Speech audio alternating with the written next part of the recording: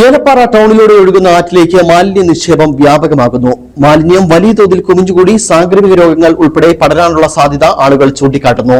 മാലിന്യ നിക്ഷേപം ഇവിടെ പ്രവർത്തിക്കുന്ന കുടിവെള്ള പദ്ധതികൾക്കുൾപ്പെടെ വലിയ പ്രതിസന്ധിയാണ് സൃഷ്ടിക്കുന്നത്.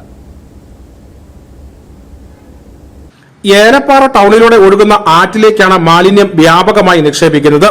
വ്യാപാര സ്ഥാപനങ്ങളിൽ നിന്നും വീടുകളിൽ നിന്നും ഉൾപ്പെടെയുള്ള ജൈവ അജൈവ മാലിന്യങ്ങളാണ് വ്യാപകമായി നിക്ഷേപിച്ചിരിക്കുന്നത്.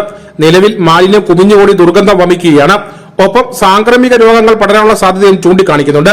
മുൻവർഷം ഏലപ്പാറ പഞ്ചായത്ത് ഈ ആറ് ശുചിയാക്കി ഇവിടേക്ക് മാലിന്യം നിക്ഷേപിക്കുന്നത് തടയാൻ വേലി ഉൾപ്പെടെ സ്ഥാപിച്ചിരുന്നു. എന്നാൽ ഇവയെല്ലാം ഭേദിച്ചാണ് മാലിന്യ നിക്ഷേപം ഇപ്പോൾ നടക്കുന്നത്. നൂറുകണക്കിന് ആൾക്കാർ കുടിവെള്ളത്തിനും ഈ വെള്ളം നേരി വന്ന് വീഴുന്നത് ചപ്പാത്ത് അവിടെയാണ് വാട്ടർ അതോറിറ്റിയുടെ കുടിവെള്ള ടാങ്ക് ആയിരക്കണക്കിന് കുടുംബങ്ങളിലേക്ക് കുടിവെള്ളമാണ്. ഈ ആറുമായി ബന്ധപ്പെട്ട നിരവധി കുടിവെള്ള പദ്ധതികളുമുണ്ട്.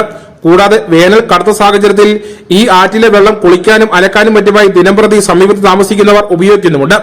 ഇവർക്കെല്ലാം മാലിന്യ നിക്ഷേപം ഭീഷണി സൃഷ്ടിക്കുന്നുണ്ട്. ഏലപ്പാറ പഞ്ചായത്ത് ഈ വിഷയം ഗൗരവമായി പരിഗണിക്കുന്നില്ല എന്ന ആരോപണം ശക്തമാണ്.